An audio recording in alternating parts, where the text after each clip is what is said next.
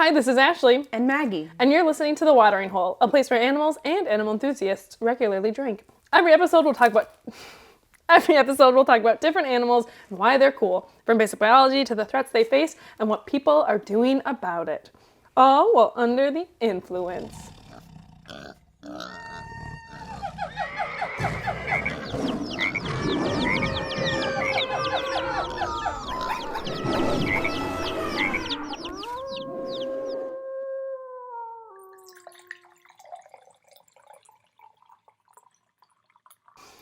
Quick, hurry up and chew. Oh my gosh. I know. This is an episode where Maggie and I need to order pizza now on camera. Try to eliminate the mouth sounds as much as possible, mainly for my own benefit. So when you're editing, you don't have to listen to that. Yeah. Also, while I was saying that, I could feel a booger in my nose, like vibrating. You know what I mean? Oh, I hate that. Yeah, you just got to blow a snot rocket. But do you need a tissue? No, I think it's crawled back in its hole. Ew. Well, I'm gonna go vomit now. Perfect. Or are you getting another piece of pizza? I was gonna get more pizza. Do you want some? No, I'm good right now. I love how now my pizzas just always have anchovies. Also, I feel like you never had anchovies before. I love them. I know. Oh, I guess like, how many times have I before the podcast? I feel like ever since you made me try them and realized I didn't like them, you're like, well, I must have them now. So whenever I have my own pizza, whenever I have pizza at home, I'll just buy like a can of anchovies to add for myself, for my own benefit. Well, yeah, for Argos. Clearly, he's very into it tonight. Oh my gosh, I have no he's anchovies. hovering around both of our pizzas, pieces of pizzas. Nice. So we're disgusting. How are you? Oh my gosh, today was such a long day at work. We were at the office and you were like, hey, so 7 o'clock might not work for me. Maybe let's push it back to 7:30. And I was like, I'm still gonna aim for 7 because I know I'm always late and I'll maybe get there around 7:30. And you're like, haha, Maggie, I'll see you at 9. Well, I showed up at 8. So split the difference. We were both wrong, but also both right. You know, sometimes that just happens. It does happen. I had so many things happening. I thought I was gonna get done a lot earlier at work anyway. Oh my gosh, she's always moving. I know. Did you know, when I was a kid, I was not even 5 years old, and I called my mom a kangaroo because she's always hopping around. That's pretty good. And it was because, like, I am my mother. I can't sit still for longer than 30 seconds. It's really not ideal. Can I tell a story about how I was clever as a child, but a little bit more morbid? Yeah, let's hear it. When my grandmother, my father's side, passed away, I was young. I was probably like 7 or 8, I think. Okay. And we were at the funeral, and for some reason, my dad, who loves trivia, asked, what is the most popular, our family's big into Queen, so we asked, what's the most popular Queen song? Yeah, I've heard this story. That is played at funerals? The correct answer is The Show Must Go On. Which doesn't seem like it should be, right? It really doesn't. My answer was Another One Bites the Dust. Absolutely. And as like an 8-year-old, I like astounded my family. Yeah. Everyone was like, how'd she get so clever? So I'm still very proud of that story. That's a good story. Oh my gosh, speaking of, this is not clever. This is the opposite of clever. Perfect. Yesterday I was on the phone with one of my girlfriends and I was talking about Seoul, Korea, and how I have one friend over there. And I was like, well, you know, it's my, and then it clicked in my head. I was like, my soul friend in Seoul. And then I just started laughing to myself and she's like, Jesus. It's always good when you're the one laughing loudest at your joke. Hard at my own joke, yeah. Based on how you set that up, I thought it was going to be a much worse pun. So it was actually pretty good. Great, thank you. Are you ready for my clue? I am. I'm pretty excited about it. Really? I am. That's great. Okay, good. Okay, ready? I'll take that as a yes. This is Florida's most ancient resident. Most ancient resident? Are you doing the American alligator? I am doing the American alligator. Really glad I didn't. Oh! That's so funny. She was right on the edge, ladies and gentlemen. Damn. Like, waiting for that moment. Literally, was talking to Adam earlier, and I was like listing off the animals that I wanted to do, and American alligator was in that list. Excellent. Well, that means Why did I take a bite of pizza? I had one bite left. I was like, I need to finish this piece.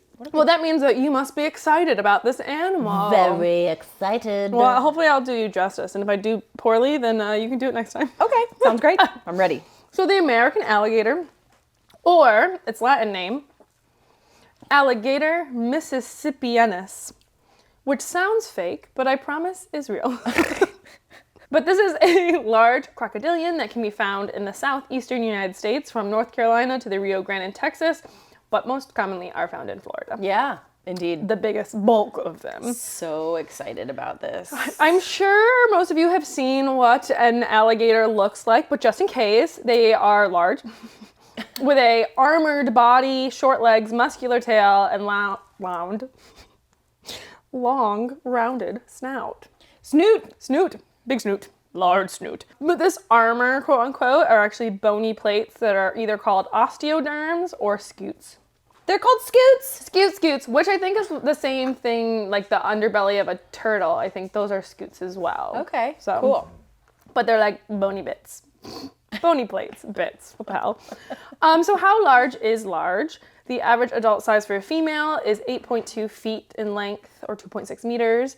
Average for a male is 11.2 feet, or 3.4 meters, so they're long. Exceptionally large males can weigh nearly half a ton, 1,000 pounds. 454 kilograms. But that's big. Also, why is a ton 2,000 pounds? What a weird unit. A ton? A ton. Oh. That's a big tongue. I don't like it. So they can get pretty big. They can indeed. Very large. And of course, I can't forget about their teeth because their teeth. Those good old teeth. Something alligators are known for is their toothy grin, right? They really are. Oh, I didn't do any like cultural references to alligators. I feel like I should have done that. I feel like there's probably a ton of them. What do you mean, like a toothy grin and see you later alligator? And... Yeah, or just like cartoon characters. I feel like they come up a lot in like pop culture. How many cartoon alligators do you know? Well, I'm picturing one in my head that may or may not be real. What's the one? Oh, I'm picturing the crocodile from Peter Pan. That's wrong. I'm picturing the alligator in Robin Hood. He walks around, right? Is he a sheriff? No, he's a wolf. Yeah. The sheriff.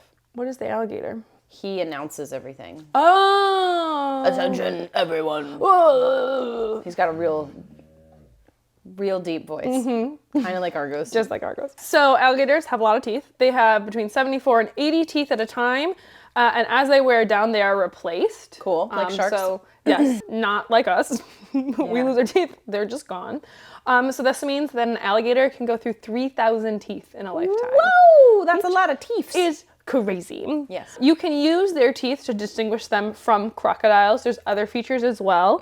But the biggest is that the large fourth tooth in the lower jaw of an alligator fits into a socket in the upper jaw and therefore is not visible when the mouth is closed. In crocodiles, it is visible. So if you see those big bottom teeth, that's a crocodile. Also, if it's in Africa, it's a crocodile. Yeah. I like how, when I was younger, I liked how alligators' mouths closed nice and what I considered clean. Yes. A nice little pocket that it fits right into. Yeah. Genius. Evolution was on point for that one. So I mentioned you can find them in the U.S. Specifically, you find them in freshwater, slow-moving rivers, and also swamps, marshes, and lakes. They can spend time in salt water, but they can't tolerate it as well as crocodiles. True. Because they don't have salt glands. They can be in salt water, but they don't like it.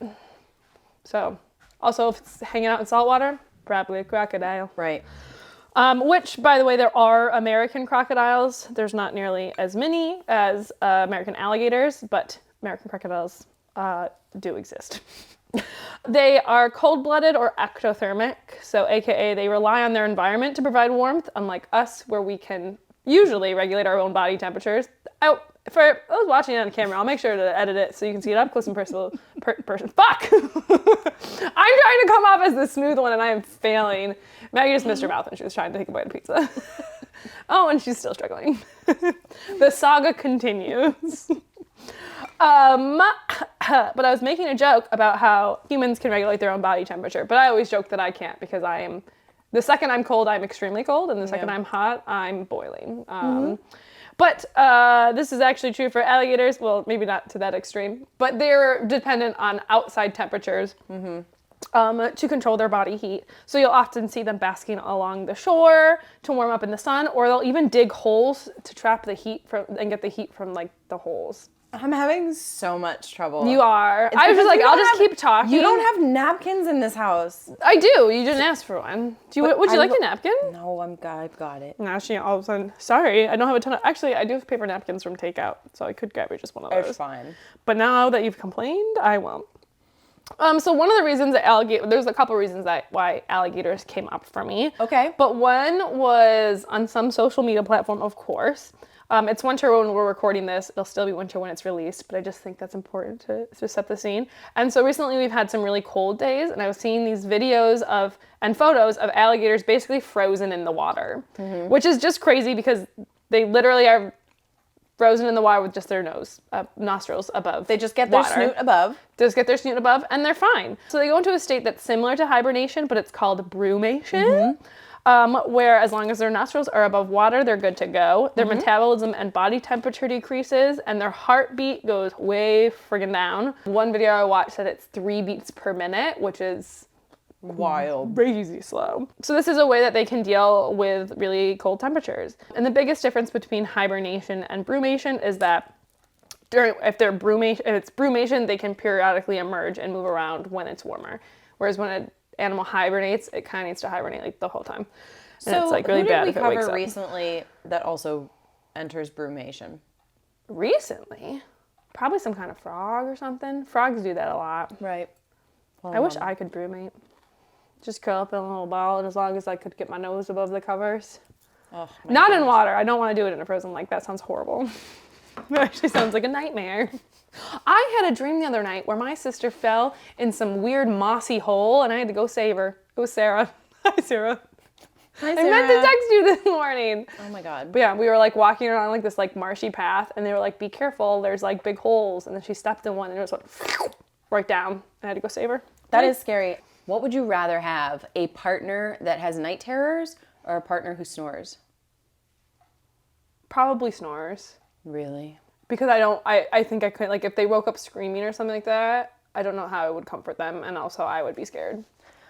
I think I would take the night terrors. And I would try to, could I take things to fix the snoring, or sleep in my own bed?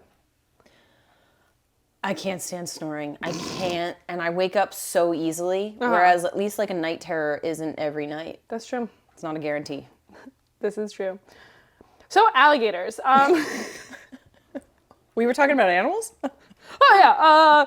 So I don't think this is surprising, but alligators are carnivores. Shocker. Their jaw is so strong that it can crack a turtle shell. Snap. Crackle. Pop. Pop the turtle shell. It's dark. But they also eat fish, snails, invertebrates, birds, frogs, and mammals that linger too close to the water's edge. Usually they'll consume the prey whole, but will shake it apart into smaller pieces. But if it's real big, they'll bite it and spin along the long axis of their body. This is called an alligator roll. They also have a special adaptation in their throats called a glottis. Glottis? Glottis. Glottis. Glottis? But this allows them to capture prey completely submerged in water, which is pretty cool. And I don't have any more information other than that. I probably should have looked more. I thought you were going to just end the animal there. Oh, no. Okay. No. I still have a page. But I don't have any more information on the glottis. On the glottis. Okay, got it. Glot it. That's pretty good. That was better than soul. So alligators start reproducing at 10 to 12 years of age. Really? That's what I'm going to hold on to. All right. Perfect. Females build nests out of vegetation. And they can lay up to 90 eggs in the I'm sorry. What was that? Where do they lay their eggs? In the nest. It sounds like I was going to say in the ass. You could have tried to another big swig. Could have tried to cover that and say in the attic, but no, I just fully lost it. They can lay up to 90 eggs in the nest, but average closer to 40. So these little hatchlings, to let their mothers know they're ready to hatch, the young alligators will make a high-pitched noise from inside their eggs. Sure do. Which is super cute. Oh, what a weird order I put this in. Anyway, but like other reptiles, the sex of the hatchlings is determined by the temperature of the eggs. Yeah. So this is true in sea turtles. It's really prominent, assuming other reptiles, but that's the one I can Another think of. animal we covered here recently. Yeah, I think it's true for a lot of reptiles. Yeah. So temperatures of 31 Celsius or below produce females. Right. Right. Celsius, not Fahrenheit. Not Fahrenheit. 32 degrees Celsius produces 75% males, and 32.5 degrees Celsius and above, mostly females. So females like it hot. Really warm. For those who haven't seen baby alligators, I think they're adorable. They're so cute. They're so cute. I mean, they're just like miniatures of adults, and then they make beautiful noises, just like Maggie.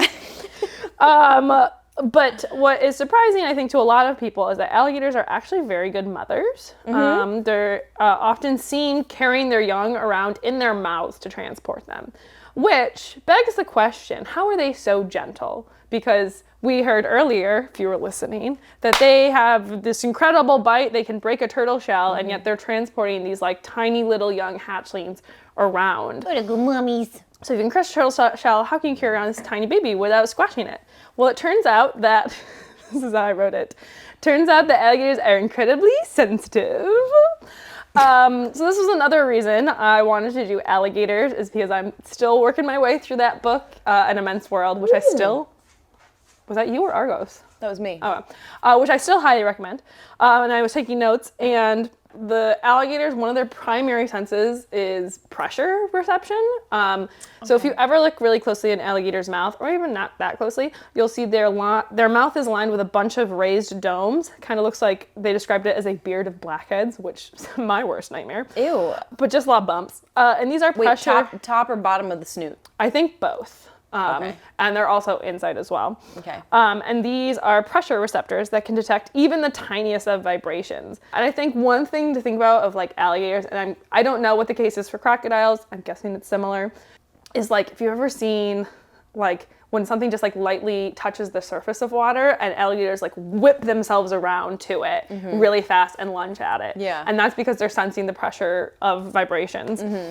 So obviously this is incredibly helpful for hunting, but this is also incredibly helpful, they think, in reproduction and mating, because if you've ever heard males during the mating season, they'll produce these really deep-throated bellows, and that creates vibrations in the water, and they think that then females are sensing those vibrations as well. Yeah.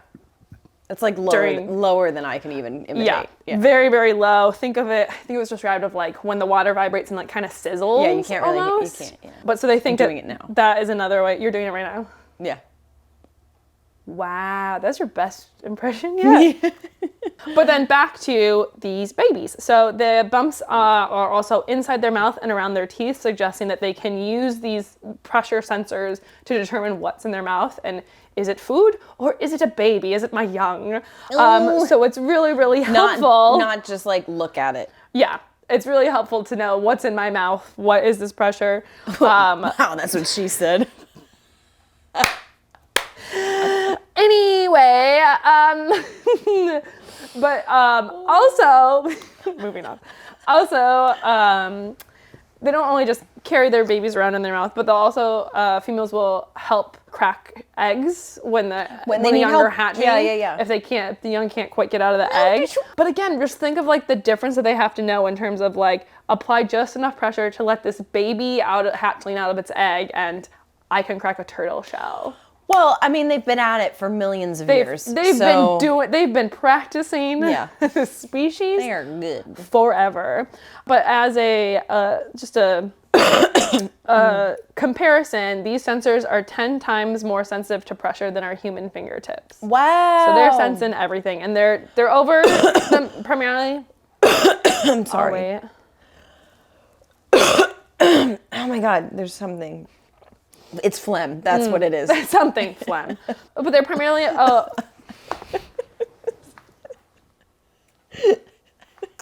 Do you need something? Can't inhale.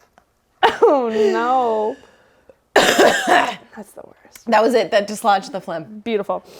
Similar to my booger earlier. I feel like Gone back. where'd it go? But okay, they're Why are we single? just my bird clock finish, and then we can talk about why we're single.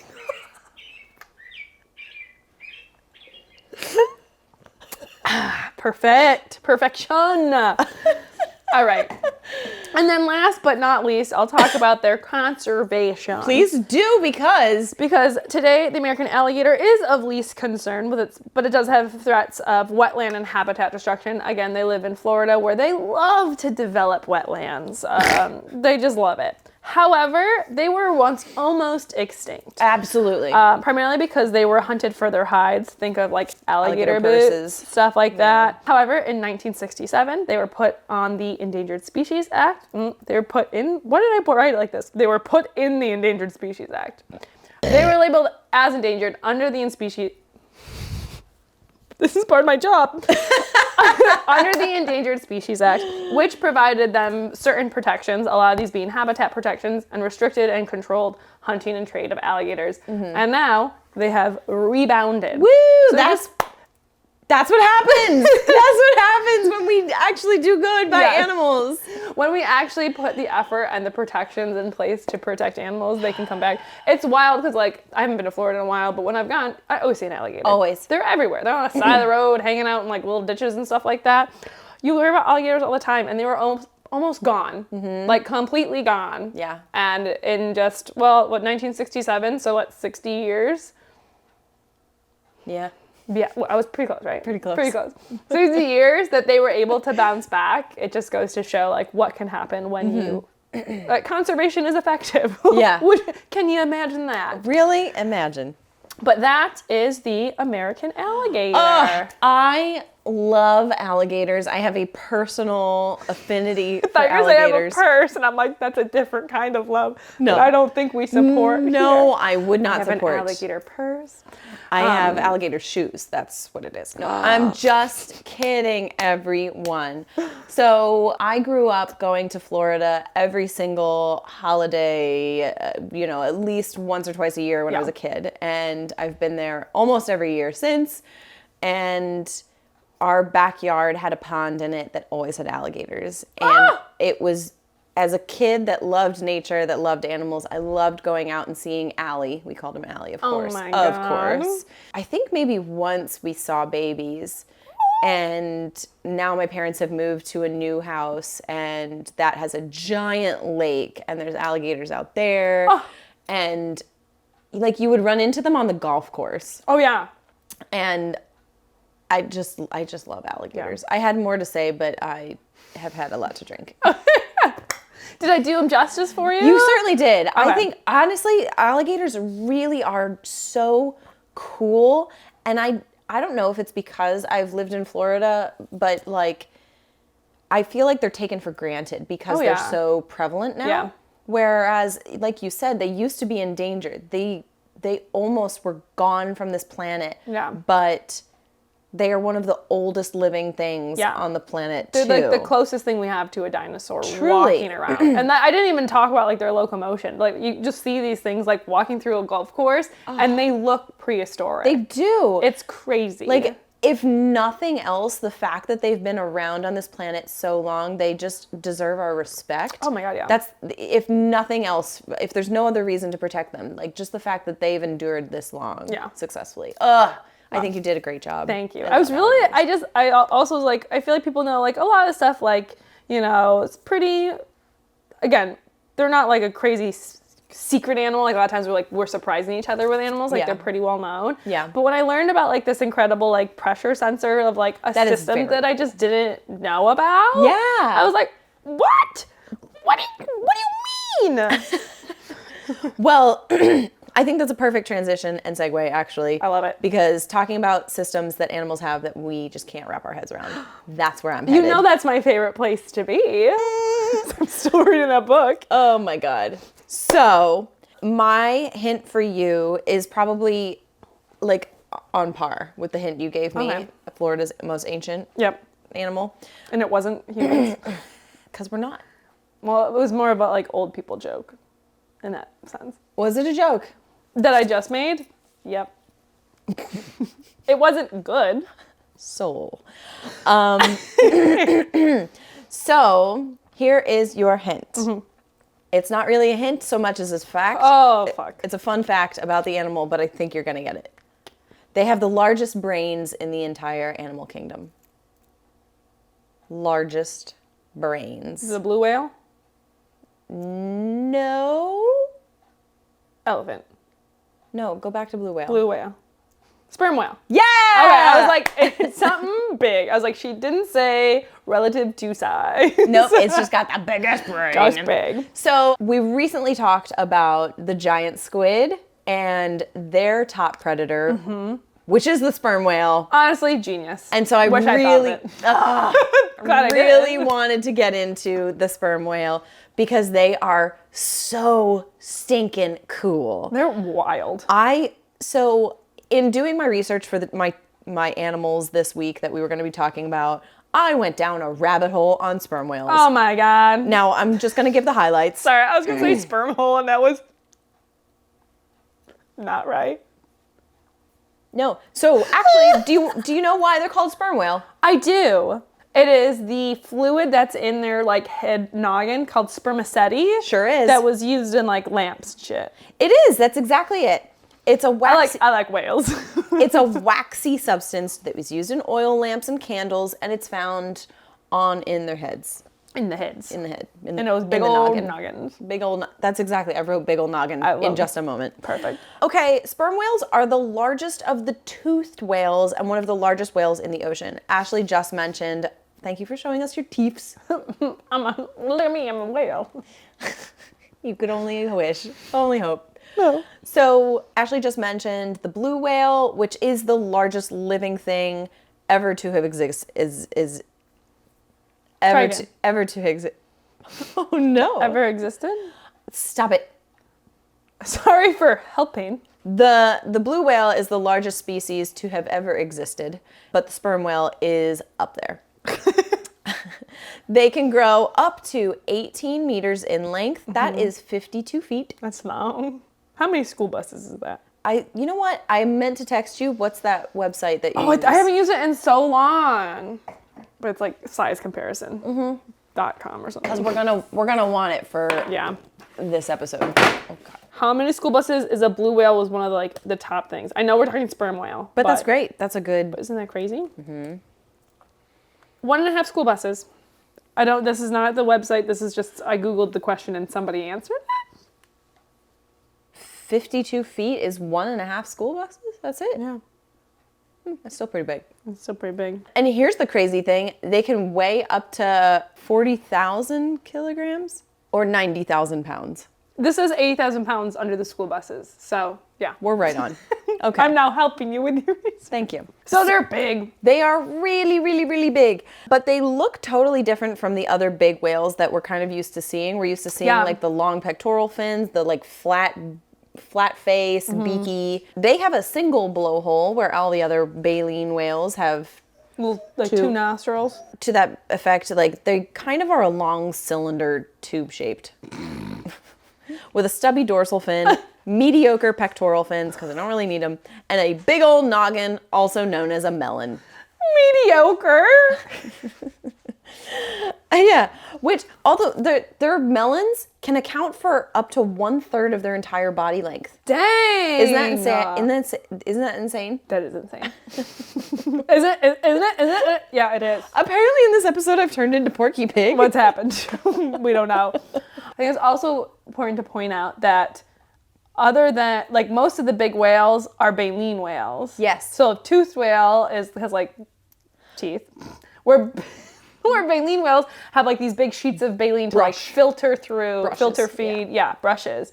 So there's, I guess, next to sperm whales, the next biggest an orca, probably. Mm-hmm. Yeah. So like, and they look pretty different. So like, also dolphins are toothed whales. So like, which are all just very different looking. Sperm whales. Like, sorry, I love baleen whales, but they all kind of look the same. They all exactly. That's why I said sperm whales look different from what the whales we are used to seeing. Yeah. Here's the other thing: sperm whales are the world's largest predator. Because Damn. like, yeah. Plankton would disagree. Yeah, plankton is probably like, the fucking blue whale. But The like, krill is yeah. losing its mind yeah, right now it's fine. listening. Doesn't care. Sorry to all our krill listeners I out was there. picturing like a krill with little headphones on. Are you fucking kidding me? The things we go through. And then he gets eaten by a blue whale. I'm just into Finding Nemo right now. That's fine. Okay. I'm like on my second fact. Okay. So what's in that big old melon that I mentioned? The best sonar on the planet. Woo, woo, woo. And why do they have the best sonar? Well, it's all about because of where they live, which they are found everywhere in the world, from Arctic cold waters down to Antarctic. They're in Colorado. They are in Colorado. Just kidding. Every ocean. They're found everywhere, on land and sea, anywhere you look. They're There's up a in the sperm whale. Andes. It's wild. It's a sperm whale. They're in all of our oceans, and they can be found everywhere. They're pelagic. I remember I had trouble with that word a while ago. And you nailed it on the first try. Sure did. I didn't edit anything. They're found. Should I just start over? They're found everywhere. I don't care. Even though they're found, suddenly lost all my enthusiasm. You're doing so well. They're pelagic.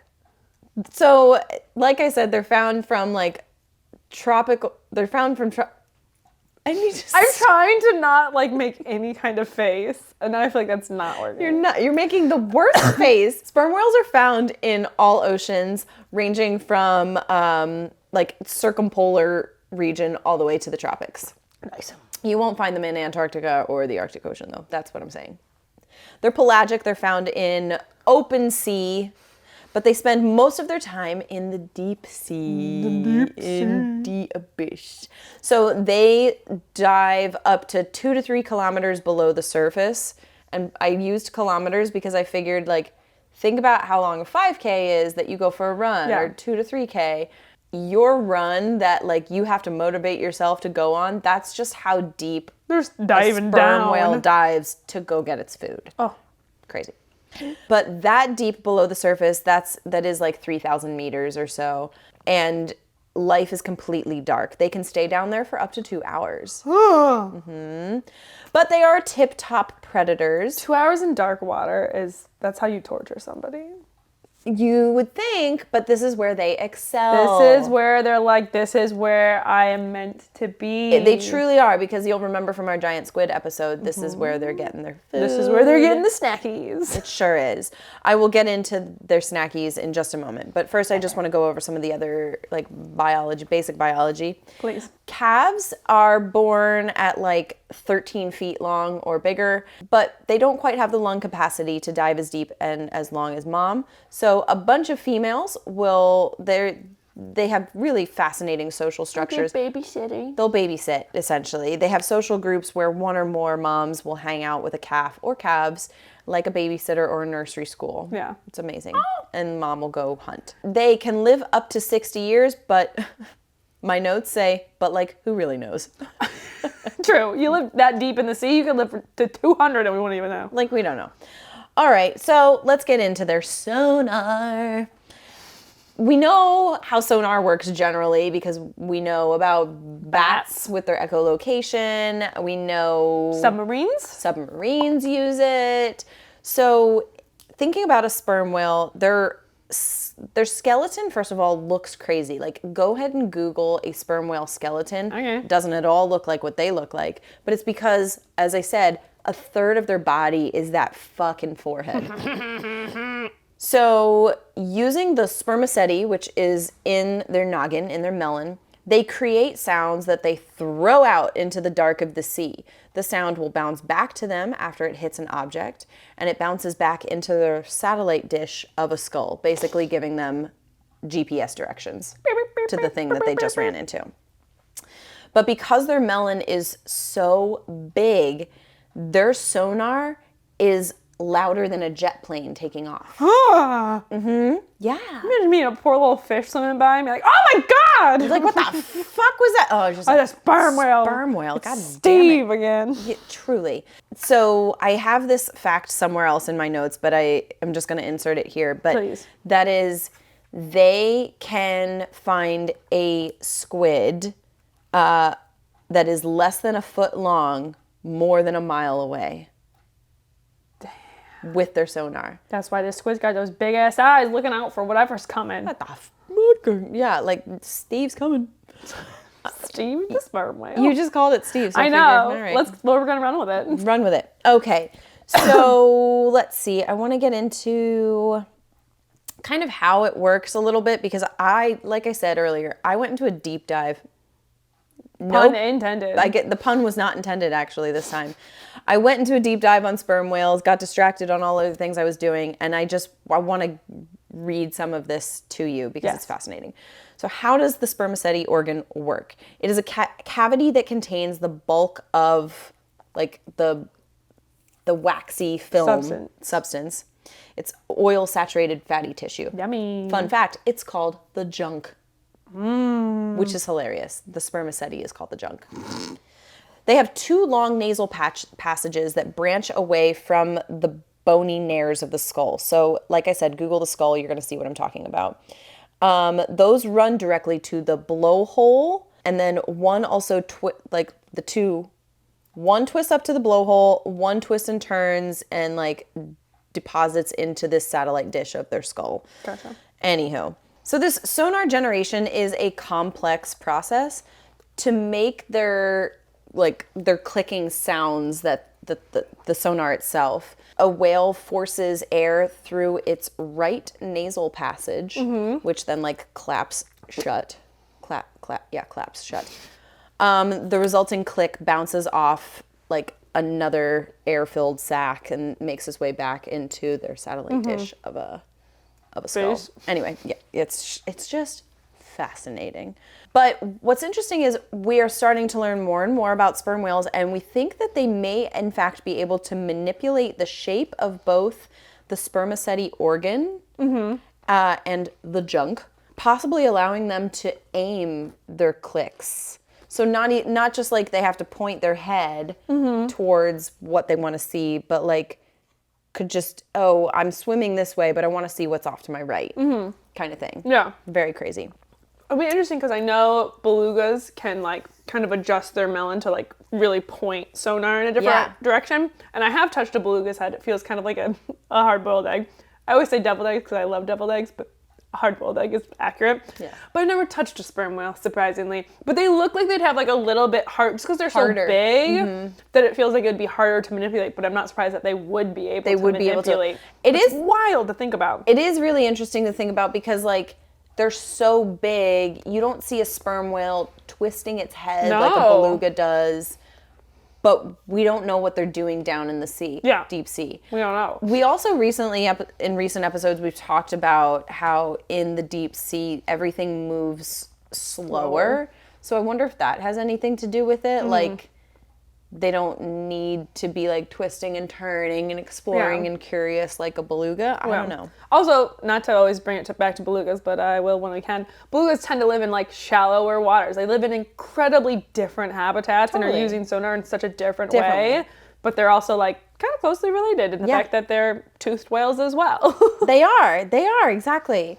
So it's this melon of theirs, as similar to belugas, is just used in like their basic communication. Yeah. We have discovered that they have 4 patterns of clicks that they make. The most common is used for their long range sonar, which is kind of like a submarine or something. Then they also have creaks, which sound like a squeaky door and are used at close range when prey capture is imminent. Maggie, let me hear a creak. I don't know. I mean, I can't say you're wrong, so we don't know. I think you nailed it. Wait, no, that wasn't a door. Let's try again. I like it. Maybe. I like it. Slow clicks are made only by large males, but no one knows exactly why. Chances are mating, dominance. When in doubt, made it out. I don't know. Oh, that's not a bad motto. Right? It's not bad. And then finally, they have codas, which are distinct patterns of clicks and are most often heard when they're socializing. Groups of sperm whales called vocal clans, these are usually like a bunch of females and their young, consistently use different sets of codas. And their repertoire of codas are essentially a dialect. Yeah. Oh, so cool. And here's the coolest part. A vocal clan, a group of sperm whales, can include thousands of sperm whales spread out over thousands of miles of ocean. So it's like your second cousin thrice removed who lives in Europe and speaks the same language as you do living in Alabama. Did you write all that down? No. That connection? You were just like off the top of my head. Yeah. This is it. That was it. I liked it. Thank you. Dang! I got 2 cousins. So here from these codas, from these dialects, we found that the codas can vary very, very slightly amongst individuals. And these are their names. No. This is what they call themselves. Oh. Isn't that just so beautiful? I love it. So that's the most of the bulk of the research that I'm sharing about sperm whales, but there is so much more. So how are they doing as a species, to wrap it all up? Commercial whaling back in like the 1800s cut their numbers in half. Ooh, a theme for the episode. Really. Destruction for profit. Whaling was the oil industry of its day, I saw someone say. Dang. Which is just really fucking awful how we humans are so greedy. So much grosser also because you're extracting it from a creature. Like, it's gross when you extract it from the earth, but like you're just extracting sustenances from... It's just awful. I don't think sustenance is a word, but that's okay. Some scientists believe that with all human stressors, sperm whales' historic numbers have actually been slashed by 75%. And this is a whale species that is found most prominently, maybe not most, but very prominently throughout all of our oceans. Yeah. And their populations have been slashed 75%. Today, though, even though commercial whaling no longer exists, which is great, their primary threats include fishing gear entanglements and swallowing plastic pollution, which leads to slowly starving to death. Oh, that's still a bummer. That being said, sperm whales are listed as vulnerable. So, I mean, like most species, they are continually impacted by human stressors and activity. So they could do with a cleaner ocean and... Surprise, surprise. Yeah. And just less humans. That would benefit them. But in the meantime, let's not throw our plastic into the sea. Let's fucking not. Ugh. So there you have it. That's sperm whales. So cool. I love that it was connected back to my animal from a couple episodes ago of the beautiful giant squid. Giant things in the deep open ocean, which is not terrifying at all. Not at all. But it is, but it's also incredible. And just really amazing is. to think about. I want everybody to go learn more about sperm whales because like you can learn, there is so much to learn that I only scratched the surface. Yeah. I didn't get into the deepness of the sperm whale. She was so happy when she said that. I'm really trying. So that being said, do your own research because we are not scientists. We just want you to get excited about animals like we are. But thank you for joining us on this episode. If you like our podcast, make sure you subscribe wherever you're listening right now and leave us a review. It'll help us reach more animal enthusiasts just like you. You can also find us on Instagram, YouTube, and TikTok. We are at The Watering Hole Pod. We have a website. It doesn't matter. It's kind of like our email address. Stop saying it like that.